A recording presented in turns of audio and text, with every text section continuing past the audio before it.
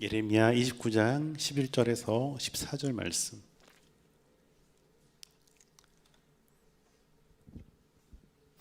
그렇게 길지 않으니까 우리 다 같이 한번 읽어보겠습니다. 시작. 여호와의 말씀이니라. 너희를 향한 나의 생각을 내가 아나니 평안이요 재앙이 아니니라. 너희에게 미래와 희망을 주는 것이니라. 너희가 내게 부르짖으며 내게 와서 기도하면 내가 너희들의 기도를 들을 것이요 너희가 온 마음으로 나를 구하면 나를 찾을 것이요 나를 만나리라. 이것은 여호와의 말씀이니라. 나는 너희들을 만날 것이며 너희를 포로된 중에서 다시 돌아오게 하되 내가 쫓아 보내었던 나라들과 모든 곳에서 모아 사로잡혀 떠났던 그곳으로 돌아오게 하리라. 여호와의 말씀이니라. 아멘. 자, 오늘은 무슨 날일까요? 네, 맞습니다. 드디어 2023년의 마지막 달인 12월 1일이 되었습니다. 예, 날도 조금씩 더 추워지는 것 같고 항상 건강하셔야 됩니다. 오늘 정유진 집사님이 저를 보자마자 짠해 보인다고 좀 잘 입고 다니라고 하셨는데 나름 저는 잘 입고 다니고 있으니까 걱정 안 하셔도. 네, 월요일 날 건강 검진을 했거든요.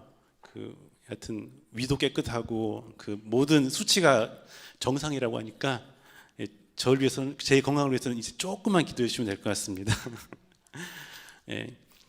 그래서 제가 건강 검진을 하러 가면서 참 걱정이 많았거든요. 지난번에 병원에 한번 갔다 온 적이 있어가지고 위를 못 보니까 병원 가지 않으면은, 그래서 걱정을 하고 들어갔는데 참 병원 가서 의사 선생님께 이야기를 듣고 나니까 샬롬이 되더라고요. 그러면서 이제 제 건강이나 이제 교회 일이나 하여튼 여러 가지 우리 공동체를 생각하면서 참 기도를 했는데, 기도를 하면서 오늘 읽은 말씀 중에 예레미야 29장 11절의 말씀이 생각이 났었습니다. 너희를 향한 나의 생각을 내가 아나니 평안이요 재앙이 아니니라. 너희에게 미래와 희망을 주는 것이니라. 개인적으로 참 좀 혼란스럽기도 하고 쉽지 않은 시간들을 보내고 있기 때문에 그랬을까요?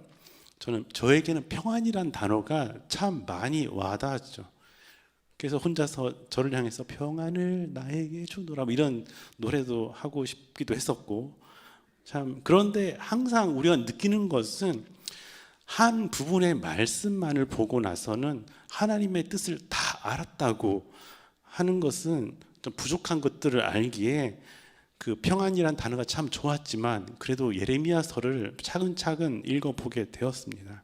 사실 다 읽진 않았고요. 그냥 요약한 내용들을 좀 보기도 하고 좀 보게 되었는데 11절 한 절만을 제가 보았을 때는 너희를 향한 나의 생각은 평안이다, 미래가 있다, 희망이 있다라고 말씀하시기에 개인적으로 참 많이 위로가 되었었어요. 하지만 여러분들도 잘 아시다시피 본문에 나타난 이들 유다 백성들은 전혀 평안할 수 없는 그러한 상황이었죠. 왜냐하면 그들은 현재 바벨론의 포로로 잡혀와서 살아가고 있는 상황이기 때문입니다. 그럼에도 불구하고 하나님의 평안이 저에게도 필요하고 우리 교회 공동체에도 평안하길 바라는 마음이었던 것 같습니다. 오늘 읽은 이사야 29장 11절의 말씀이 저뿐만 아니라 우리 공동체에 주신 하나님의 말씀이었으면 좋겠다라는 생각을 해 보았습니다. 오늘 우리가 읽은 예레미야 29장은 바벨론의 두 번째 침략으로 인해서 여호야긴 왕과 백성들이 포로로 끌려간 이후의 일이죠. 거짓 선지자들은 바벨론에서 이제 포로 생활이 2년 만에 끝난다라고 이야기했지만 예레미야 선지자는 70년이 지나야 포로에서 해방이 될 것이다 라고 이야기를 했었죠. 2년 후면 포로 생활이 끝날 것이다 라고 하는 거짓 선지자들과 예레미야와의 다툼에서 하나님께서는 예레미야 선지자의 손을 들어주고 계시죠. 그리고 하나님께서 바벨론의 포로로 잡혀 있는 유다 백성들에게 예레미야를 통해서 이렇게 말씀을 전해 주십니다. 1절 말씀을 함께 읽어보겠습니다. 1절 말씀이요. 시작. 선지자 예레미야가 예루살렘에서 이 같은 편지를 느부갓네살이 예루살렘에서 바벨론으로 끌고 간 포로 중 남아있는 장로들과 제사장들과 선지자들과 모든 백성에게 보냈는데, 아멘. 포로 중 남아있는 사람들이라 함은 이제 하나님께서 예레미야를 통해서 이제 바벨론에서 잘 지내야 된다라고 말씀을 계속 하셨지만 예레미야의 말을 듣지 않고 바벨론에게 반역을 꾀하다가 남유다 왕국이 쑥대밭이 되고 말죠. 그래서 많은 사람들이 죽게 되었고 그 후에 남은 자들을 향해서 예레미야를 통해 말씀하고 계신 것이죠. 그 당시에 바벨론은 남유다를 침공할 때 포로로 아무나 데리고 오진 않았고요. 자기 나라의 경제나 교육, 문화 등에 기여할 수 있는 사람들만을 골라서 포로로 데리고 왔다라고 합니다. 예를 들면 유다 왕족이나 고위 관리들, 어떤 기술자들 말이죠. 그 가운데 우리가 잘 아는 다니엘도 포함되어 있었다라고 합니다. 우리 4절 말씀 같이 한번 읽어보겠습니다. 시작. 만군의 여호와 이스라엘 하나님께서 예루살렘에서 바벨론으로 사로잡혀 가게 한 모든 포로에게 이와 같이 말씀하시느니라. 어쩌면 그 당시 사람들은 그 느부갓네살이 자신의 힘으로, 그 왕의 힘으로 유다 백성들을 바벨론으로 끌고 갔다라고 생각했을 것 같은데요. 하지만 4절 말씀에서는 만군의 여호와 이스라엘의 하나님께서 예루살렘에서 바벨론으로 사로잡혀 가게 한 모든 포로라고 말씀하고 있죠. 만군의 여호와에서 만군이라는 것은 그러니까 땅과 하늘의 모든 군대란 이야기를 의미하죠. 그것은 하나님께서 유다 백성들을 바벨론으로 끌려가게 하신 것이 하나님께서 힘이 없으셔서 그런 것은 아니다라는 의미겠죠. 하나님을 찾지 않았던 그 백성들에게 허락한 고난, 이제 훈련, 그렇게 표현하면 좋을까요? 어쩌면 포로 생활이라는 그 고난 가운데 당신의 백성을 두시고 그것 또한 하나님께서 허락하셨다라는 것을 우리가 볼 때 요즘 우리가 묵상하고 있는 욥기와도 많이 닮아 있는 것 같기도 합니다. 또 어떻게 보면은 바벨론이라는 곳에서 또 다른 광야 생활, 아니 그 애굽 생활을 하는 것처럼 보여지기도 하는데요. 하나님께서는 그 포로 생활을 통해서, 광야 생활을 통해서 당신의 백성들이 하나님만 의지하며 살아가는 방법을 배우기를 원하셨죠. 우리 신명기 8장에서 우리가 잘 아는 것처럼 하나님께서 당신의 백성들을 낮추시고 주르게 하시고 또 먹이시는 일들, 그리고 사람이 떡으로만 사는 것이 아니라 여호와의 입에서 나오는 모든 말씀으로 사는 줄을 알게 하심이라는 말씀이 오늘 본문을 보면서 생각나기도 합니다. 광야 생활을 통해서 가르치신 것처럼, 그리고 포로 생활을 통해서도 하나님께서는 당신의 백성들이 하나님의 백성으로 살아가는 방법을 가르치고 싶다라고 말씀하시는 것처럼 저는 느껴집니다. 그래서 어떤 이들은 그 바벨론 포로 기간을 제2의 출애굽 사건이라고 표현을 하기도 하더라고요. 그리고 이제 하나님께서 본격적으로 예레미야를 통해 말씀하시기 시작합니다. 내 백성들은 바벨론에서 이렇게 살아라 라고 말이죠. 우리 5절 말씀 또 같이 읽어보겠습니다. 시작. 너희는 집을 짓고 거기에 살며 텃밭을 만들고 그 열매를 먹으라. 포로 생활을 하는 그들 가운데 참 당황스럽고 의외의 말씀하고 계시죠.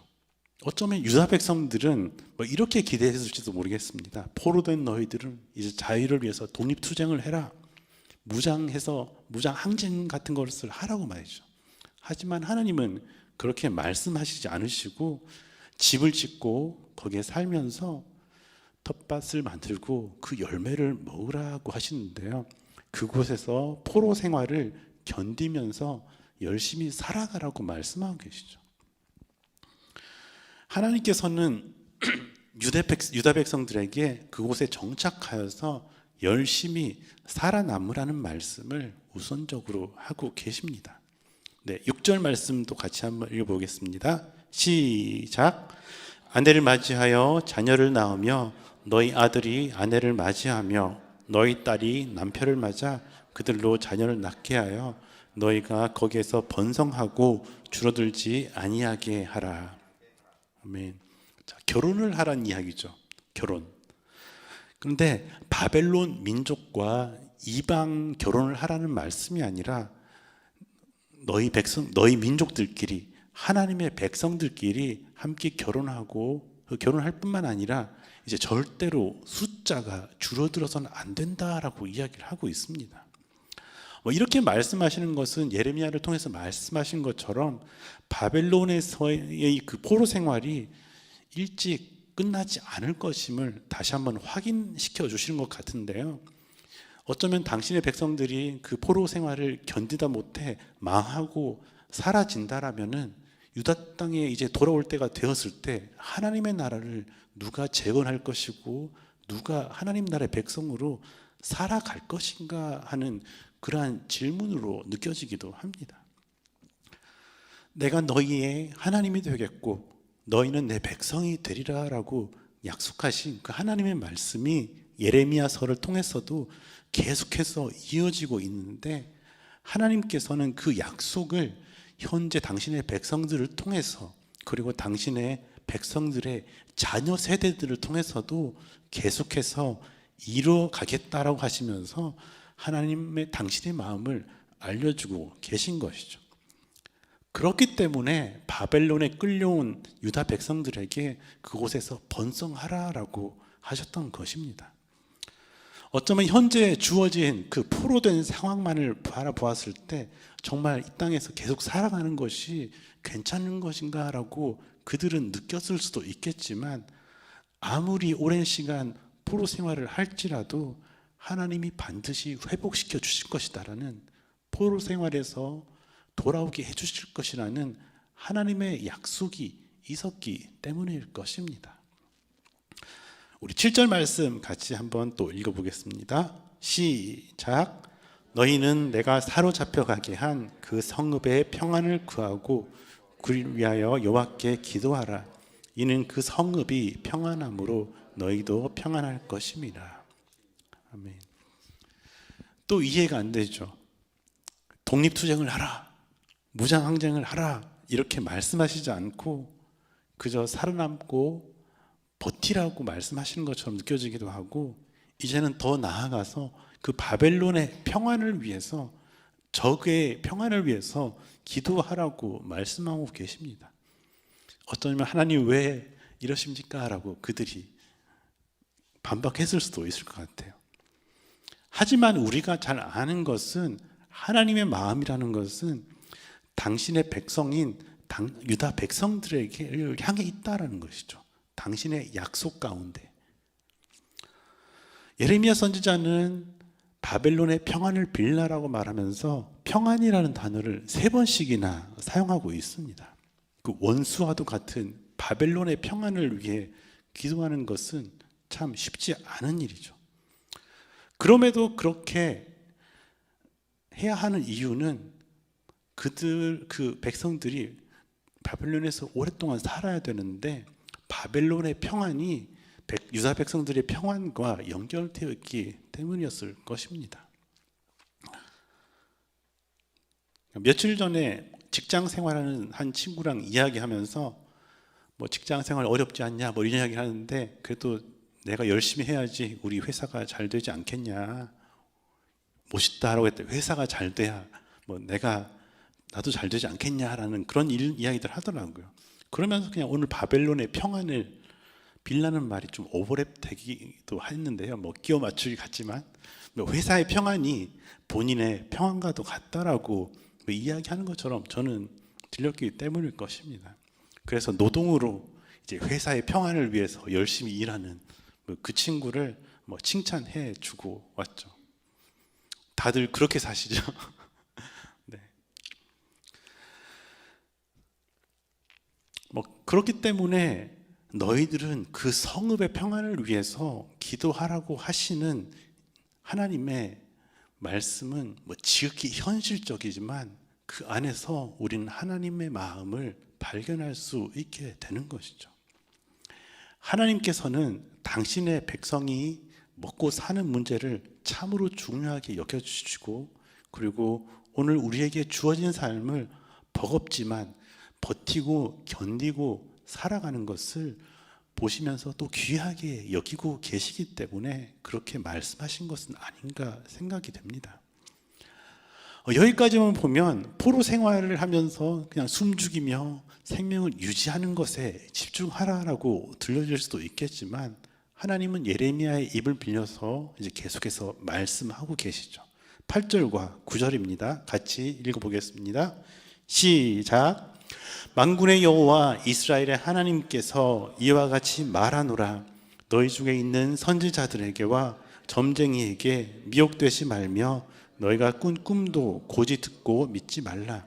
내가 그들을 보내지 아니하였어도 그들이 내 이름으로 거짓을 예언함이라. 여호와의 말씀이니라. 하나님께서는 이제 또한 유다 백성은 그 땅 가운데 살아가면서 거짓 선지자들이나 점쟁이를 믿지 말라고 하십니다.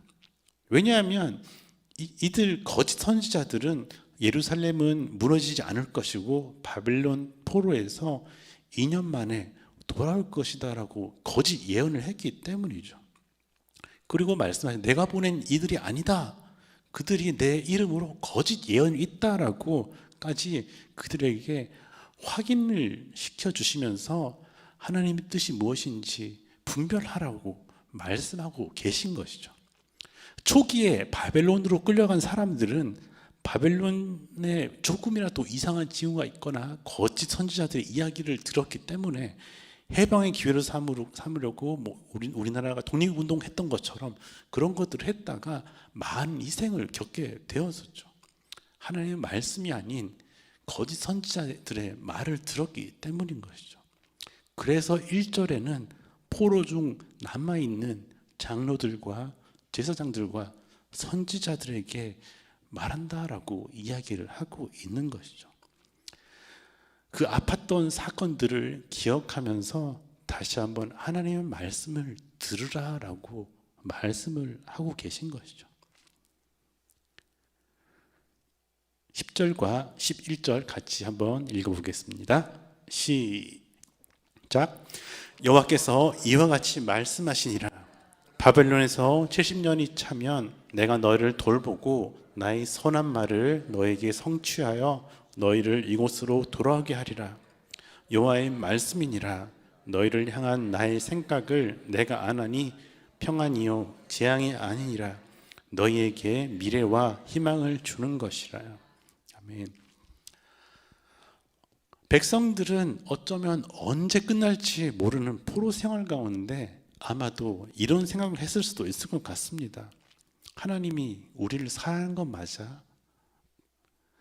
정말 우리를 사랑하신다면 어떻게 우리를 바벨론의 손에 넘겨서 포로가 되어서 고생하게 하시냐라고 말이죠. 하나님께서 우리를 재앙으로 치고 계신 건 아닌가라고 원망했을 수도 있겠습니다. 하지만 이것은 하나님에 대한 오해였던 것이죠. 금방 읽은 11절의 말씀처럼 당신의 백성을 향한 하나님의 마음은 재앙이 아니라 평안이었고 사랑하는 것이었지 망하는 게 아니었습니다. 그리고 너희에게 미래가 있다라고 희망이 있다라고 계속해서 말씀하고 계신 것이죠. 우리 마지막으로 12절과 13절 같이 읽어볼까요? 시작. 너희가 내게 부르짖으며 내게 와서 기도하면 내가 너희들의 기도를 들을 것이요 너희가 온 마음으로 나를 구하면 나를 찾을 것이요 나를 만나리라. 아멘. 하나님께서 이제 소망을 주실 뿐만 아니라 한 번 또 말씀하십니다. 당신의 마음을 이야기해 주시죠. 나에게 나아오라고. 너희가 내게 부르짖으며 내게 와서 기도하면 내가 너희들의 기도를 듣겠다라고 말씀하고 계시죠. 너희가 나를 찾으면 나를 만나게 될 것이다 라고 말씀하고 계신 것입니다. 우리가 부르짖을 대상 하나님이 계시다는 것, 또한 우리의 기도를 들으시는 하나님이 계시다는 것이 얼마나 큰 힘이고 소망이 아닌지 모르겠습니다. 어쩌면 삶의 정황은 다르지만 우리의 삶 가운데 제가 기도했던 것처럼 하나님, 제가 평안이 필요합니다.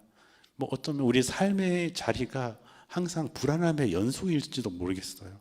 그래서 우리는 내 삶이 참 왜 이럴까, 그런 고민을 하고 살아갈 수도 있겠죠. 막상 닥치면 견디기 힘들 때가 많기도 합니다. 그런데 그것을 통해서 하나님께서는 우리가 하나님께 눈을 돌리기를 원하시는 것 같습니다. 하지만 우리들은 연약해서 가끔씩 그 문제에 빠져서 하나님을 찾지 못할 연약한 존재들인 것이죠. 그때마다 우리는 오늘 말씀하신 예레미야 29장 11절에서 14절까지의 말씀을 기억하면 좋을 것 같습니다. 변치 않으시는 하나님의 마음을, 하나님의 사랑을 기억했으면 좋겠다라는 생각을 해보게 됩니다. 광야 생활 그리고 포로 생활을 겪으면서 하나님의 그 마음은 그것이죠. 내가 너희의 하나님이 될 것이고 너희들은 나의 백성이 될 것이다. 하나님의 사랑, 하나님의 약속의 핵심이라는 것은 우리를 하나님의 백성다운 백성이 되게 하는 것일 것입니다. 내가 원하는 대로 하고 싶은 대로 사는 것이 당장은 평안일 수도 있겠지만 궁극적인 평안은 아닌 것이죠.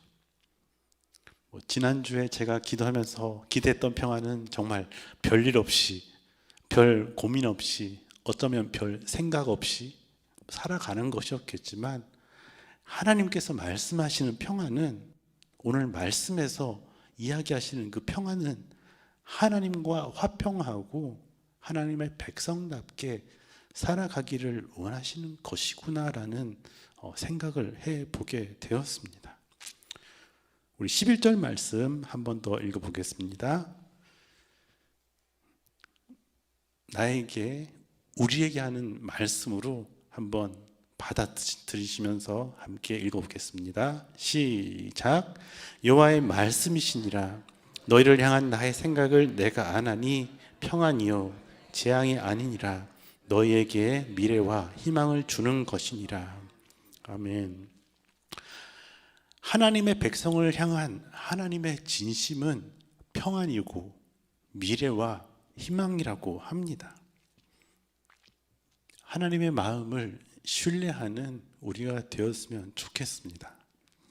비록 현재 삶이 힘들고 고달파도 나를 향한, 우리를 향한, 우리 그 교회 공동체를 향한 계획이 있으신 주님, 우리를 향한 희망이 있다라고 말씀하시고 우리의 미래가 있다라고 말씀하시는 그 하나님의 약속을, 하나님을 바라보며 한 걸음 한 걸음 같이 걸어간다 보면은 어쩌면 우리는 주님께서 말씀하시는 그리스도의 장성한 분량에까지 어느 정도 다 있지 않을까요?